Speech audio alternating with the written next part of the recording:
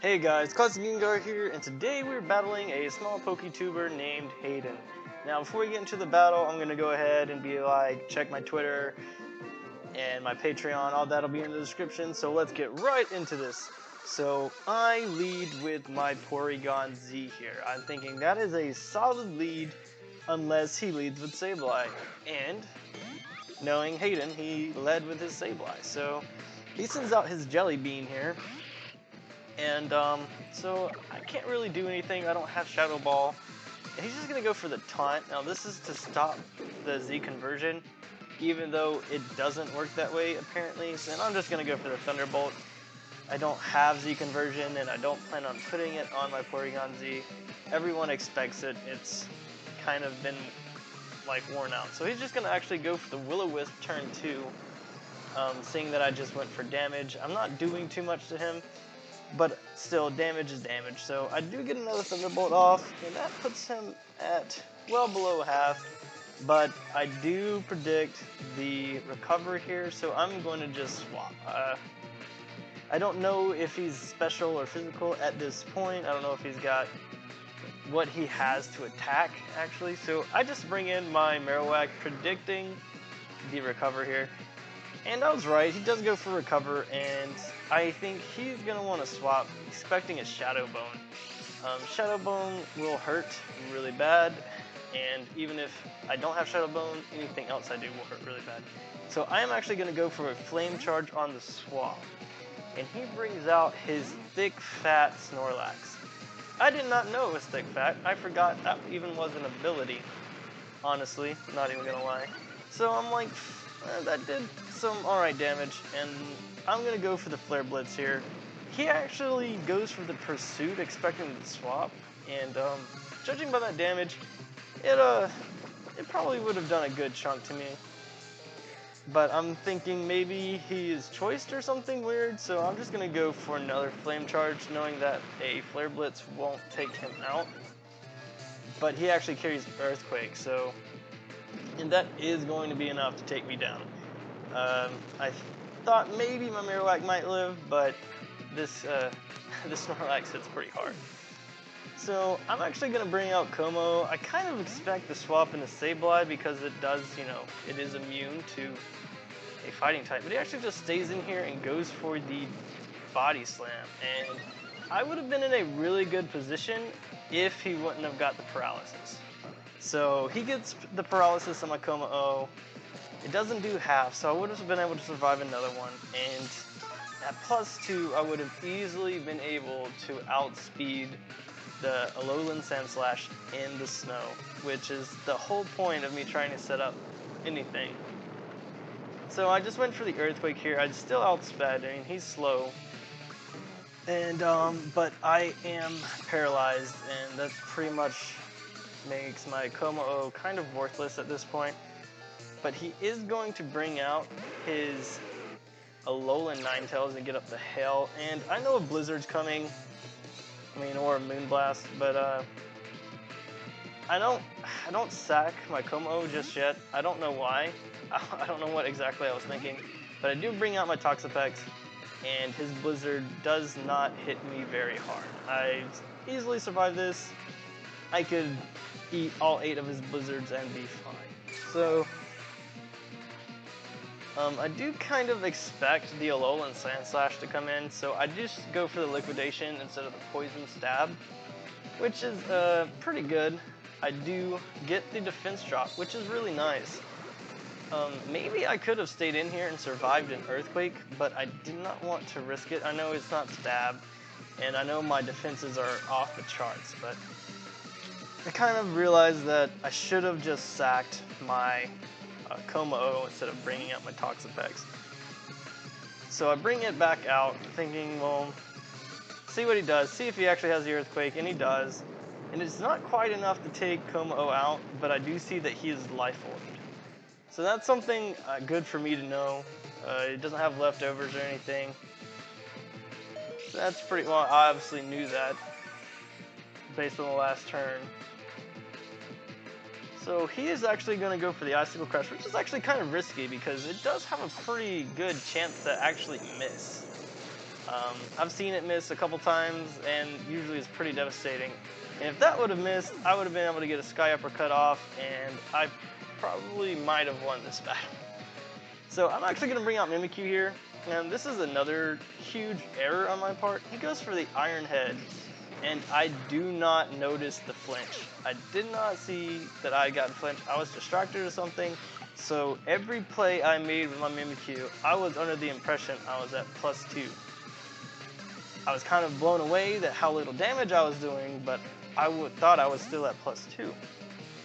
So who brings out his 60, his Alolan Ninetales, to get the hell back up.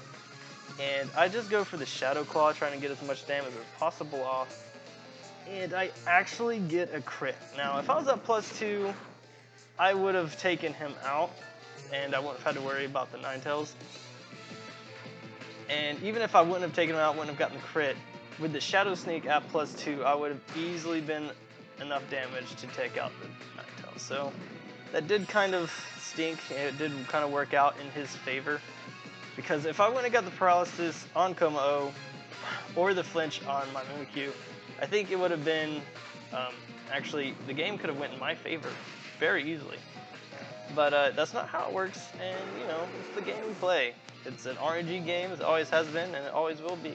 So he sends out his Salazzle here. Now, I wasn't quite sure if I could survive a Sludge Wave, so I decided I was just going to go for the Shadow Sneak here. Now, they got the Aurora Veil up. I'm not at +2. I'm just like blown away at how little damage I'm actually doing to these guys. Like, I did not realize that I wasn't at +2 until I watched the replay for the very first time. So I could have went for the Shadow Claw. That probably would have been really good, but that could have just been a low roll that helped me survive. Like, you can't really base it, like, looking back on, well, I should have done this, I should have done that. I mean, that's not how it works. So he just goes for another Sludge Wave, and he is going to take some more Life Orb and Hail damage, puts him below half, and gets rid of the Hail. So I'm just going to bring out Toxapex.